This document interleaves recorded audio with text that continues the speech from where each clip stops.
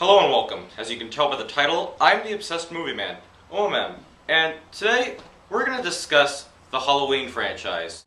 Here to help me is a big Halloween expert and movie fanatic in general, Ben Koster. Hey Ben. Hello, YouTube. Ben, nice seats. Okay.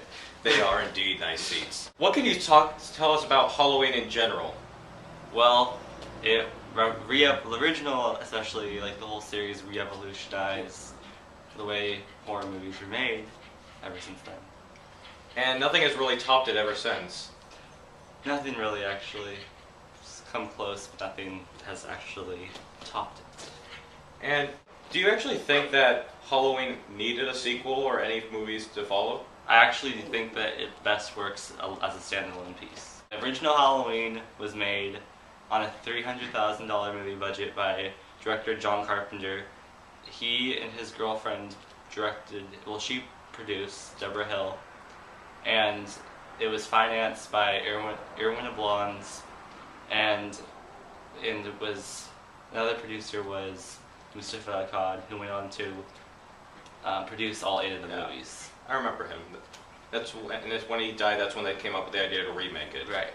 But Mustafa Akkad financed it, but it was a $300,000 movie, and the plot was actually originally called The Babysitter Murders. That's the idea, that was the name of the movie. I didn't know that. Yeah, the guy said, the boogeyman, babysitters to be killed by the boogeyman. And they said that that's what didn't interest him was the boogeyman, but was the babysitter, because the babysitter was just so relatable. Like, everyone knew a babysitter at the time. Like, everyone had been babysat, knew babysitters. It was just a very relatable topic.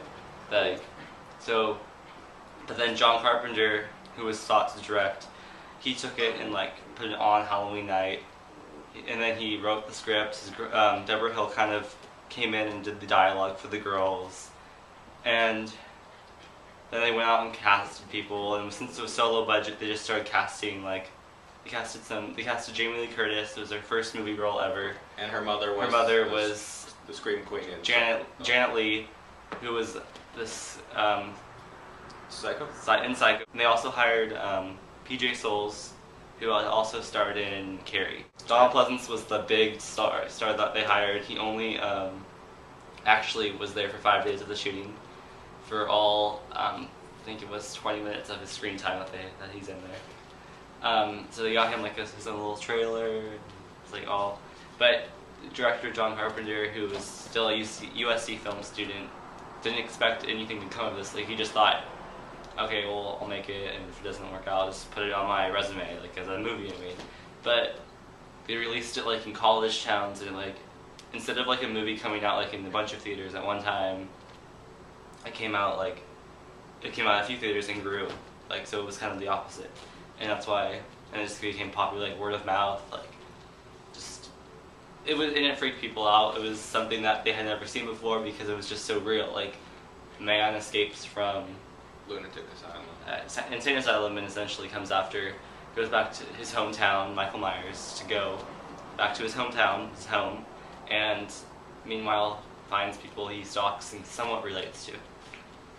Yeah, isn't it one of the most successful independent films? Yeah, it was at the time most profitable independent film of all time. But I think since then there's been a few others, but still it's pretty high up there. And one of the things that I think makes Halloween very eerie is actually the fact that there's very little blood. Right, there was not enough money for blood, so John thought that he can have the whole movie rely on suspense, which is actually way better. More of not American horror, but more French horror. When everything's relied on suspense and camera angles and lighting. And so it was a little bit similar also to Jaws, by the fact that you never see the shark. You're from the perspective of it. You hear them. Also Michael Myers' presence was also the music. Jaws, John Carpenter also made the famous music, and since there was no one to hire, it was too much money, so he did the music himself. That music it's almost in pop culture now. You can instantly recognize it. It's easily recognizable. Well, the movie. And so everything about the movie, at first when it started coming out, the reviews were not that good. But then, Ebert and Rover. Yeah, which one is it? Roger Ebert and Gene Siskel. And he actually was the one that said how actually good it was, Yeah, and then that was Ebert. right, he said how amazing the movie was. So he actually had everyone else says, oh, cool, like this is actually better. We didn't really like look into it. We didn't look at the symbolism and all of that. And so then they re-reviewed it, and it like was highly like critically acclaimed. If Ebert says it's good, it's good. Yeah. Then he really hated the sequel. Yes. So after making so much money, they, like Universal Studios, who had originally said no to Halloween to finance it or like to be like distribute it, they stepped in and said, hey, we want to make a sequel for you guys. We're gonna like finance it. We're gonna help you guys out. We're gonna make you guys need to make a sequel.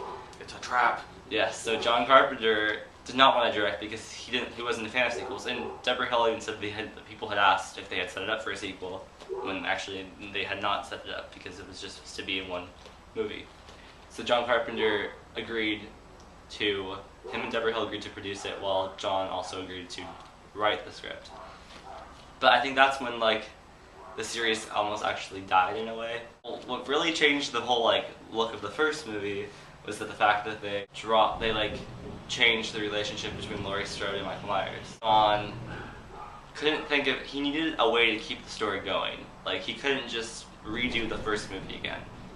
So what's cool the only thing I like about the second movie is that it picks up directly where the first movie ends. It's like, if you were to look at it, it's almost as if it's like it's like all in one day still. It's like... Yeah, I agree with you there. Right, it's supposed to be like a two-parter or something like...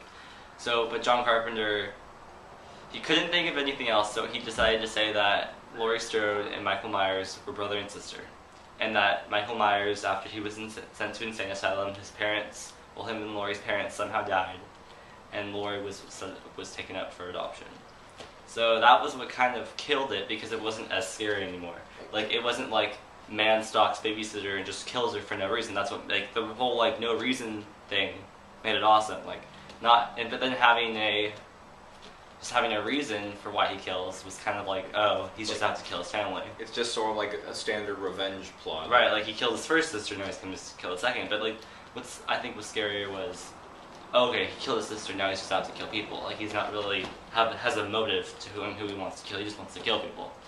And that sort of goes with the whole idea of him being the boogeyman. He doesn't, like you said, he shouldn't care who he's killing. Doesn't matter if you're related. He's just going to kill you nonetheless. Right. So, in this movie was actually supposed to be the end of the Halloween series, officially. Like Michael Myers and Dr. Loomis both die in a fire explosion at the end, while Laurie Strode is taken to another hospital. It was supposed to be like the end type of thing.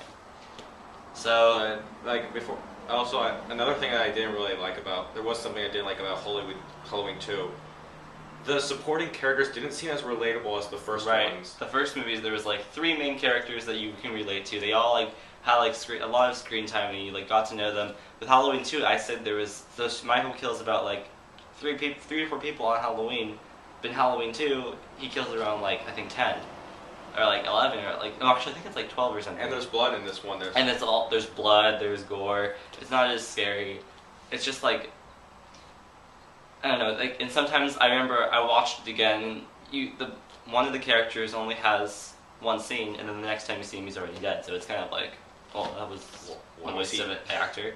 So it just wasn't as good. They didn't set it up, I don't know, it just wasn't as thought out as the first one. It wasn't as scary. The premise was kind of interesting, going to the hospital, but it could have been something better, I feel. It could have been.